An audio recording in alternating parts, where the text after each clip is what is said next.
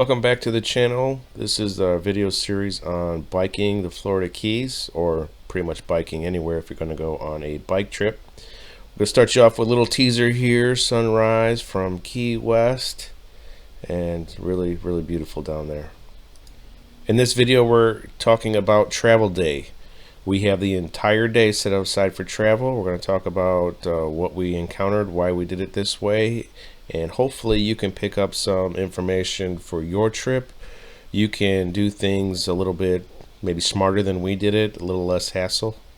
Just a little reminder about we are flying from Chicago to Miami. We're renting a car, staying in Homestead, Florida, and then we're going to ride our bikes for 2 days and finish down in Key West. While I was watching videos to research the trip, I came across the vegan cyclist who said he missed a flight one time because he didn't check his bike 2 hours before his flight.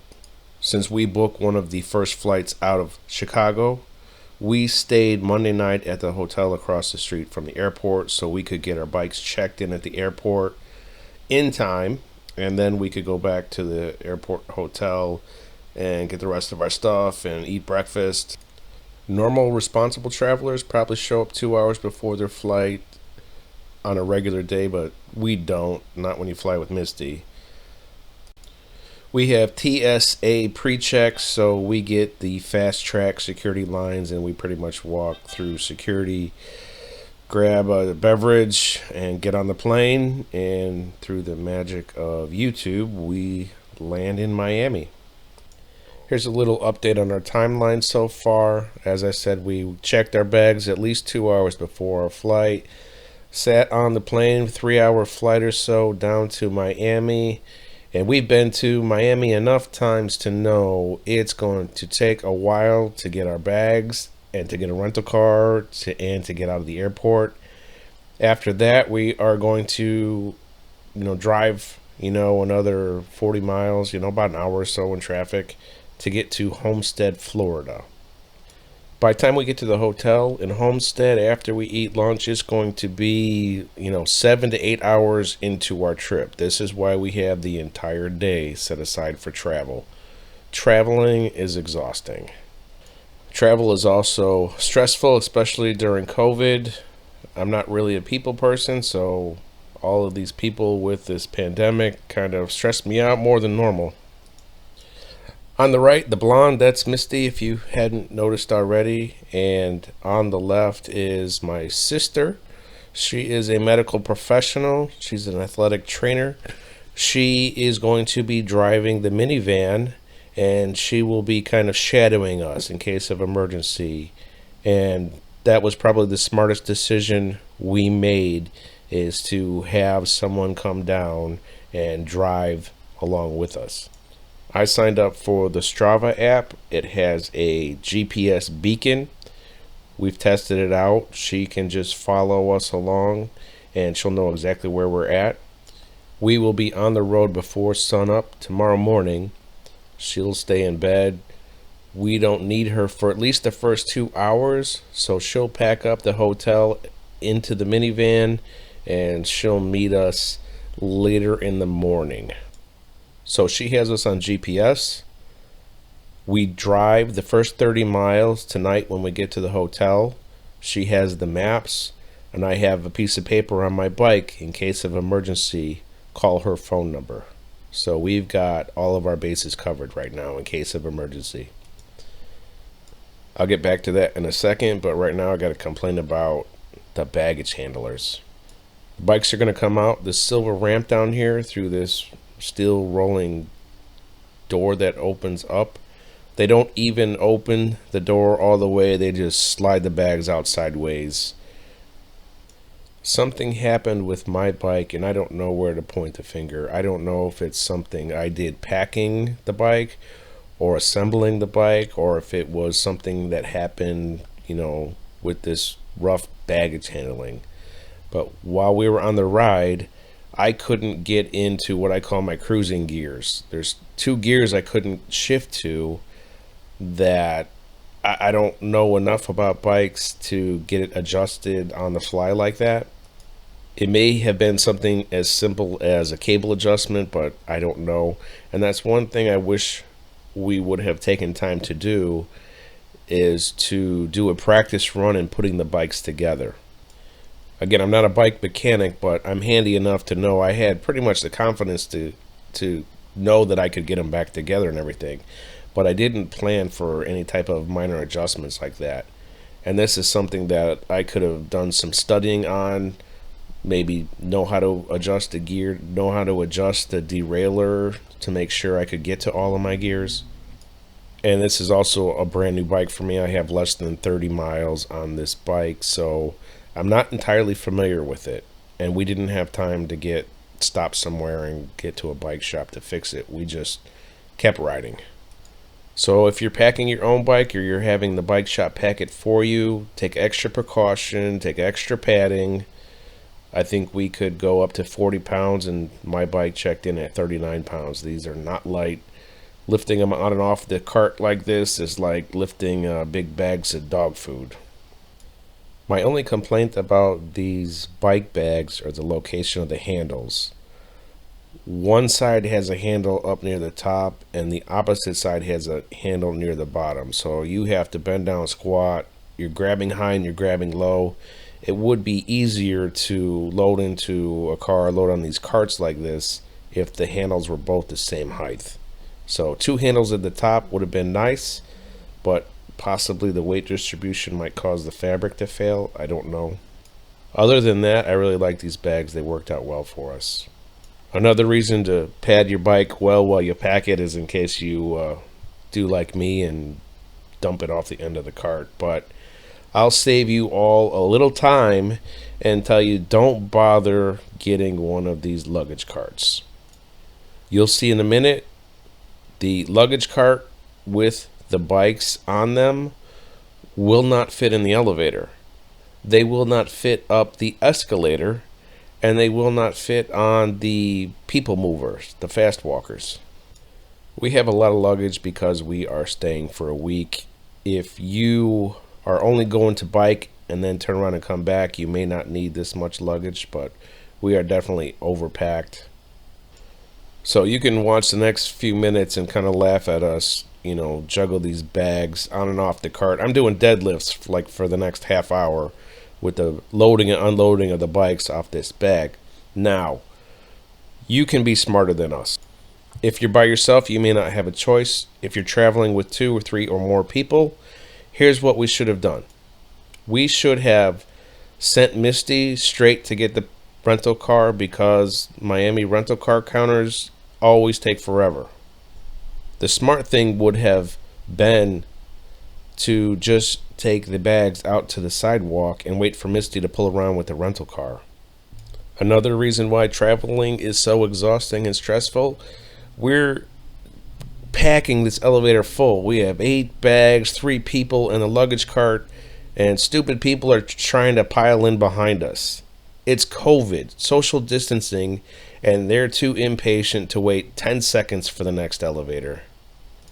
Now we have to unload the elevator, load everything back up on the luggage cart, and wheel everything across the airport to get on the tram. The tram takes us to the rental car garage, and then we got to load up the rental car. Now, as I started saying before, I vented about stupid people in the elevator. Have a better plan than we had. Send someone right off the plane to a rental car, and the other people can gather the bags, wait on the sidewalk by arrivals. It will be a lot less hassle. I didn't realize I had the camera going, and it's a good thing I did, because I lost a lot of my footage. This is the 5th time I'm trying to record this video, so this is what I have left. Other clips got deleted because I thought the video was done. So I'm going to try to speed through this and make it less painful. I'm going to take a step back now, go back to talking about your emergency plan.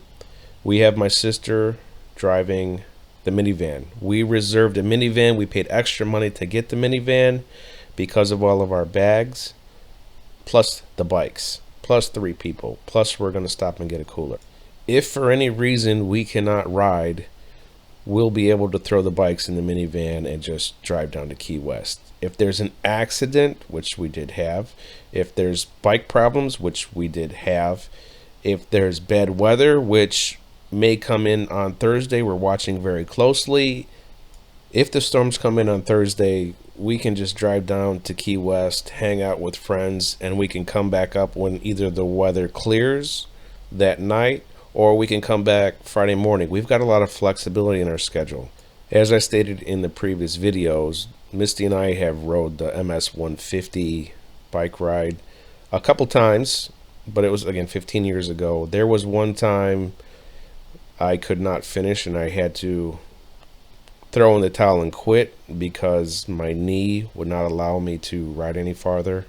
I had reconstructive knee surgery, so it's a possibility that I may not be able to do this ride. I'm 15 years older and 20 pounds heavier than I was back then. There are a lot of what ifs you need to plan for. What if you're physically not able to do it? What if the weather won't let you do it? What if you have mechanical problems? What if there's outside influences, there's an accident? What if the roads are closed? Plan for every possible situation that you can. You have the option to rent bikes when you get there. You have the option to ship your bike to a bike shop and have the bike shop put the bike together for you. But what happens if your plane is delayed? What happens if the courier is delayed and your bike doesn't get there? What happens if your bike is damaged on the flight or in shipping? All of these things we took into account while we made our travel plans. We talked about this ride for 5 years. We planned it over 3 months. We weren't going to leave anything to chance. We looked at shipping the bikes. We looked at renting bikes, but we were not going to allow something outside of our control to ruin this plan. With all the COVID delays, there was no faith that we could get bikes shipped and delivered in time for us to pick them up for the trip. And if you've ever had packages shipped, you know that they sometimes show up, they look like they've been rolled down several flights of stairs. So we're not paying $3,000 for new bikes to have them damaged in shipping either. You also need to plan for the environment. Back home, it's mid-October, and the last 3 weeks I've got outside 3 times. In the last month I've got outside 6 times to ride because it's cold and it's gray. Here in Florida we were expecting 80-degree weather. It actually hit 90 degrees during our ride, so a little warmer than we expected, but right now you can see these blue skies and these bright white clouds. It's just beautiful down here in Florida. Back home in Chicago and in Wisconsin, it's gray and gloomy already. Mid-October, we already have frost. It's, 40, 50 degrees. You saw Misty and Sarah already dressed for the weather. I'm in pants and a hoodie, and I'm trying to take off my clothes in the tram here because I'm melting. If you're an avid cyclist, preparation is second nature to you, but if you're newer to cycling, you need to make sure you take into account, having all your safety gear, having plenty of water, having sunscreen, acclimating to the weather, planning your rest stops. If you're, again, a normal cyclist, you know what your body can handle. If you are not an avid cyclist, your training should tell you when you need breaks, and you should plan ahead of time, pick out locations, gas stations, Starbucks, McDonald's, grocery store, and take your breaks there where you have access to more fluids, you have access to restrooms, breaks, phones, shade. Definitely plan shade whenever you can if you're riding down here in the Keys. That sun is bright and it's hot. We normally fly into Miami and get a rental car, and we drive down to Key West with the top down. And there's been a couple times where I've been sunburned just riding in the car, and then for the next couple days I have to wear long sleeve shirts because my arm is fried. One more trip on and off the elevator and out to the garage for the rental car. I hope you can see by leaving all this footage in here how ridiculous it was to drag these bags all the way across the airport. And again, this is one of the biggest tips I can give you in travel. Split up, get the rental car, take the bags out for easy pickup. There is no need to drag these bags all the way across this airport. This was a lot of wasted effort. It's a lot of just wasted time, really. Yes, it's hard to think, yeah, I'm an able-bodied individual and I can carry my bags, but there was no need for this. You know the saying, how it goes, work smarter, not harder. So this was, unnecessary. I'm sweating my tail off, exerting energy that I should be saving for the ride tomorrow. We actually had other people we invited that were going to train and ride with us that they ended up canceling. And it's probably a good thing that they did cancel, because there was only room for 3 of us in this minivan with our bags. We were packed full with our carry-on bags, our bike gear, plus the bike bags. There was no room for anybody else. Make sure your transportation can handle not only your luggage, but also your travel party. It's easy to overlook because normally you just throw your bike on the bike rack when you're at home. We're going to make one more stop before we get to the hotel and eat lunch. We're stopping at Target. We're buying a cooler. The cooler will be packed with water, drink mixes, some snacks. We need breakfast items, all the type of food you need to fuel your body during this ride. After we get the cooler, we're going to eat lunch and get the bikes put together. It's important we get the bike put together before local bike shops close in case we need parts. Maybe something was damaged on the plane, because we're supposed to be on the road before sunrise tomorrow morning. After the bikes get put together, we're going to drive to Key Largo and make our route finalized. We need to see if it's safe for us, if we're comfortable riding from Homestead, or if we need to start in Key Largo. If we start in Homestead, there's 2 routes to get to Key Largo. We're going to drive both routes to see which one we're more comfortable riding, because US 1 is a little sketchy. As soon as people get through Homestead, all these tourists seem to step on the gas and open up the car and fly through Everglades National Park. US 1 north of Key Largo does not have a dedicated bike lane. At least on the Card Sound Road, once you get to North Key Largo and you kind of turn right, head west a little bit, you have a bike lane. The shoulder's wide enough with bike markings on it. So we're going to check that out tonight, and tomorrow is go day. Thanks for watching, and stick around for the next video. We will be on the bikes, on the road, headed south through the Florida Keys. The goal for the first day is 100 miles. Stick around and watch the problems that we ran into, the issues that we had, and hopefully that will help you avoid any issues on your bike trip. Thanks, guys.